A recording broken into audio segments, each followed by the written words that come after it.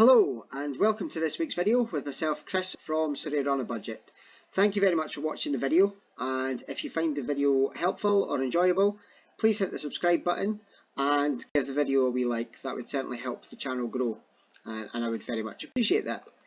So this week I'm going to be looking at the challenges from last week, the new prize structure starting from this weekend, and I'll be looking at some MLS bargain cards. With the brand new 2021 cards coming out, it's certainly a time where you could pick up some bargains within the MLS 2020 range. I've put a wee picture of Yuki Soma here. He's been my big purchase for the week. I sold my forward Muto from Urawa Reds.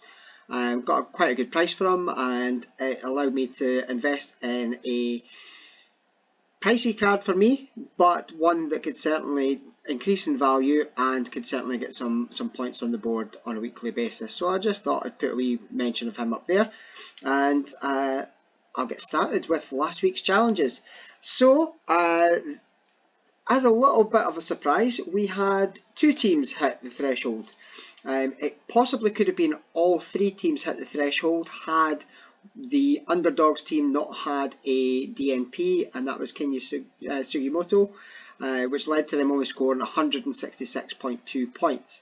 The top team did score 236.1, and the mid-range Rovers, and this one scraped it by the skin of its teeth. I actually had to go down to 2 decimal places, as they do in Sorare, to see, because I counted it as 204.9. When I went back and checked all the players and added it up, it actually came to 205.03. So that was quite a tight finish on that one. The star performer was actually Makino, the defender from Urawa Reds, with a 64, and also Sento with a 72.3 score with the bonus. So it was certainly a bit of a, just a wee challenge there, just to see what would happen. But again, that was 12 players that I picked out, and that's the first DNP. So that was 12 players in the first week, 12 players in the second week, and only one DNP. I wish my own team had been that lucky, and I may have been challenging for the thresholds again, but unfortunately I had a couple of DNPs which absolutely killed it. However, I'm positive for this weekend, and I'm even more positive because we're now looking at a new prize structure. So Sorare announced this just the other day. First of all, the big thing for me was that the ETH was staying put until the summer. They were going to be benchmarking it to, I believe it was $15 and $30. So depending on where the ETH market was, that could be a lot or it could be not very much. However, it's now staying in place, at least until the summer, until they get the progression structure in place. Now, the main thing that has changed is the number of places that can actually win a card. They've based it, the more clubs that are playing, the more licensed clubs that they've got that are playing, the more cards will be available. And that starts with this week, where they're actually going to be paying out up to 309 places in the Global Division 4, which is massive compared to where it normally is. So you're looking at almost, I believe it's almost another 200 places getting paid with a card. So the rewards for the Division 4, you are getting some star players and some Tier 1 players, which are all in the, they'll be in the top positions. But the rest of it is Tier 2 and Tier 3, which, to be honest, any card that you win and get something for, for a prize for winning, is great. It'll help you build up your ETH balance, build up your gallery. You could get, you could hit the jackpot and get somebody that is just absolutely perfect for your team, or you get something to sell. So the new game week windows as well, just to keep an eye on so you don't get caught out, is they're going to start from a Tuesday at 11 AM UK time, and on Fridays from 11 AM. So there's now not going to be any periods where a game's missing or teams are missing out or what have you. So just be aware, because obviously I think that's changed from 6 PM on a Friday down to 11 AM. So hopefully everybody got their team submitted today, and that is going to, you know, hopefully let you win more prizes. If you do win some prizes, please leave it in the comments or mention it on the Twitter page, just to let us see. You know, it'd be great just to see some winners that are from the followers. So the main point of today's video is going to be looking at some MLS players. I've just titled this section Born in the USA. I believe only a handful of the players are actually born in the USA here, but you know, the Springsteen song got stuck in my head and that's what I went with. So obviously they released the new 2021 cards in the last few days. That has two effects. The 2021 cards do start off slightly inflated as to what their actual value is, because they're the ones that are now gaining the bonus. They'll get their 5% bonus right off the bat. The 2020 cards will have lost that off of them, so you'll see that the 2020 bonuses are a lot lower now. However, the offshot of that is people now want the 2021 cards, which leaves some bargains to pick up within the 2020 cards. The resale value of those cards, when it comes to, you know, you moving them on, is not going to be as high as it would be obviously with the 2021 cards. However, if you're looking just to get set out on the league and build up a squad, they can definitely help you to get towards the ETH rewards. So in amongst these, there are some that the cheapest one was actually the 2021 cards. So you'll see that as I go through, and I'll mention that as I go. So I'm going to start off with the defenders, and the first one that's going to come up is Keegan Rosenberry. Now this is a card I'm actually chasing myself. I'm needing to get some movement on my gallery. I've kind of been a wee bit stagnant. Work's been pretty hectic the last couple of days. I think it was nearly 40 hours over the course of 3 days, which wasn't ideal, but it is what it is. So I'm now going to spend the next few days just trying to clear out a bit of the gallery and build up so I've got an extra league to play.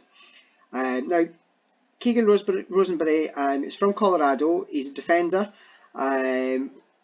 Has been playing at centre back. I believe that towards the end of last year he was actually playing as a right back, or at least one of the full backs, but I believe it was the right back. Now, the last 5 games for Colorado, he's only scored 38, but as you can see from his last 15 games, which obviously takes in a big portion of last season, you're going to see that on all of them, he has averaged 53. Now, because of his lower performances, his price has dropped accordingly with that. Now, he has got potential. If he starts to hit the scores that he used to hit, that price will go back up. If he starts playing as one of the fullbacks again, fullbacks get a great advantage. You know, obviously they're able to get down the line, they can get assists, but they're also putting in more challenges and things like that as well. You know, so the fullback cards are ones to try and keep an eye out for, because they really can be rewarding. Now, the lowest market price on him, this was as at 8 o'clock on Friday the 28th of May, was 0.034. Now that's roughly about £60.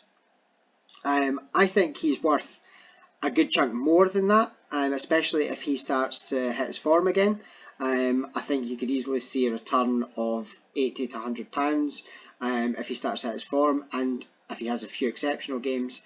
We all see what the market does. It goes up, and it can be silly with certain players. So I do think that he is one that has potential to definitely increase, and he's an ever-present. So I would certainly give this one a look if you were looking to move into the MLS, especially with all the European seasons having come to an end. The next one I'm going to look at is Josh Williams from Columbus Crew.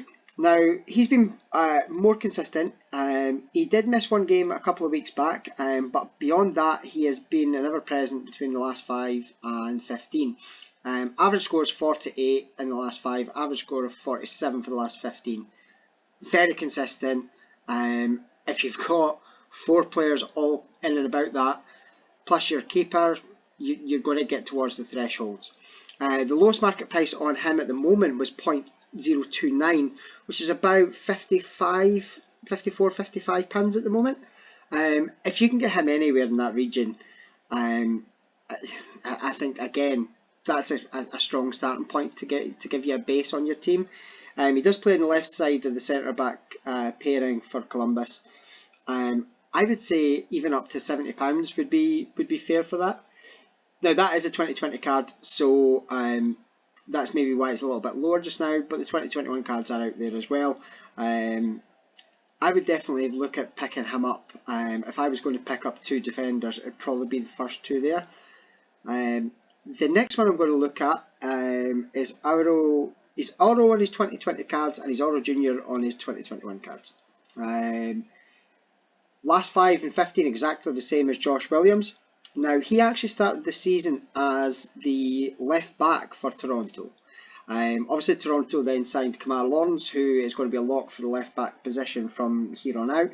Probably one of the best defenders in the league. I haven't put him in the slides because he didn't fit in with the parameters that I've done the searches on. However, I think everybody knows he's one of the best defenders in the MLS, and he will, his value will increase. If you could pick him up just now for some of the prices he's at, I would definitely do it. However, looking at Auro Junior here, as I say, he started as a left back before Kemar Lawrence signed. Since then, he's actually been playing as a centre midfielder, kind of the defensive centre midfielder. Looking on the SofaScore and looking at the heat map to see whereabouts he's been playing, predominantly in that centre midfield position. He's been turning in some pretty solid performances in there as well. Now, obviously, being in the midfield role as opposed to the defender role, he can get slightly further forward, can take chances, can possibly score goals, which would obviously be a big boost to his averages and ultimately to his price as well. The lowest market price there just now was 0.038. Now that's roughly about £70 to £72, give or take, I think. If you could pick him up under £75, I don't think you'll lose an awful lot of money on him. And as I say, with his performances as a centre mid just now, that could see him increase in value. But he has been turning in some solid performances. Again, if they're knocking in an average of in that realm, they're definitely ones to kind of keep an eye on. Next one is Nick Lima. Now he's from the expansion team this season, Austin FC. The last 5 games he has averaged 40. His last 15, which includes last season when he was at San Jose, I believe, is a 46. Now that might seem a little bit low, but he's a right back. He's been turning in some decent performances at right back there as well. Obviously, as I said previously with the Keegan Rosenberry, that can lead to them getting some quite high scores. So often they might just sit in about the 35 to 40 range, but if he gets an assist, has a game where he's playing against a winger that's always attacking him, can get more challenges, can get more tackles, can get more blocks, that sort of thing. So you can see them get quite high scores compared to some of the centre backs. So that usually reflects in their prices being a little bit higher as well. So that gives us 4 defenders there to have a look at. I'll keep track of their scores this week, and I'll put it in next week's video as well, just so we could see. I'll also post it onto Twitter at the beginning of the week as well, just so we could see how they've all performed and how they've got how their prices have changed over the weekend. Now, looking at the midfielders, the first 2 midfielders here are slightly older, as are the forwards. You will find, obviously, players that are maybe younger but aren't getting high scores or aren't playing as regularly. So the first one I'm going to look at is Dax McCarty. He's the captain at Nashville. His last 5 games have been average of 53. His last 15 an average of 49.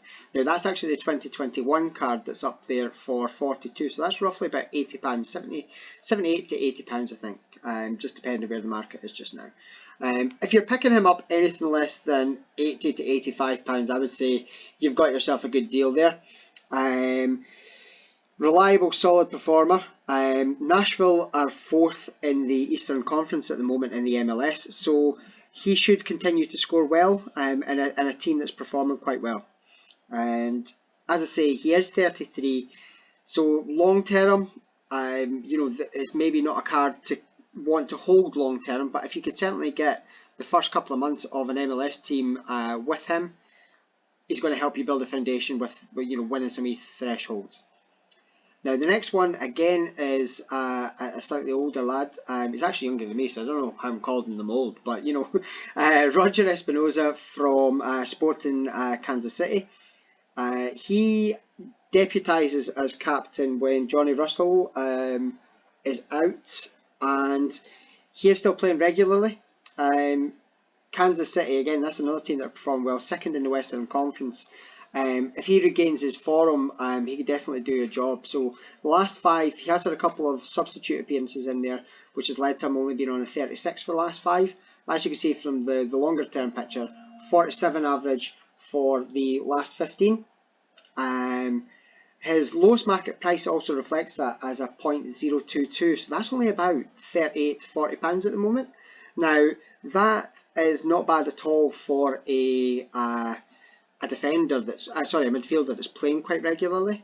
As I say, with the age, that could be something that, you know, will play into the price. The resale you might struggle to get an awful lot more than that unless he hits form, in which case he would be getting a lot higher point threshold at that. So the next one I'm going to look at is Yamil Assad. Now, he's from DC United. In the game, they do show as Washington.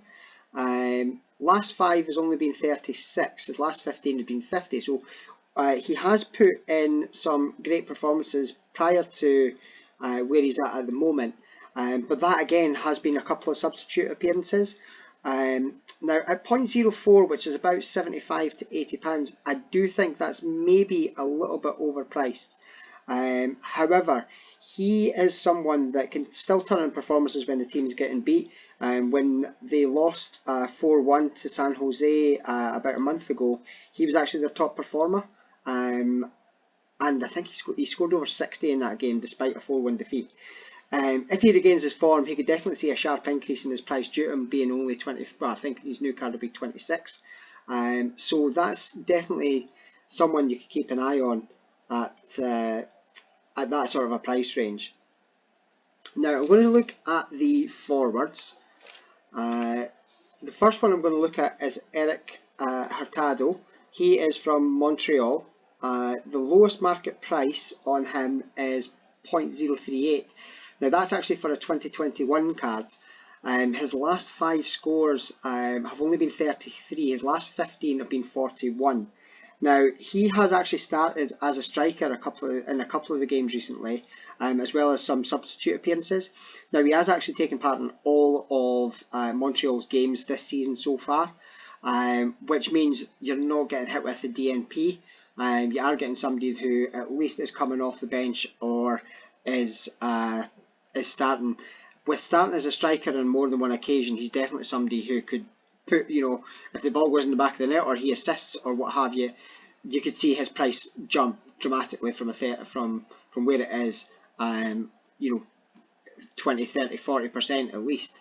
As you see with all these strikers, any forwards in that sort of a price range, if they start scoring or start assisting, their prices go up dramatically just because there aren't many forwards that are playing every week and there aren't many forwards that are putting in high scores every week.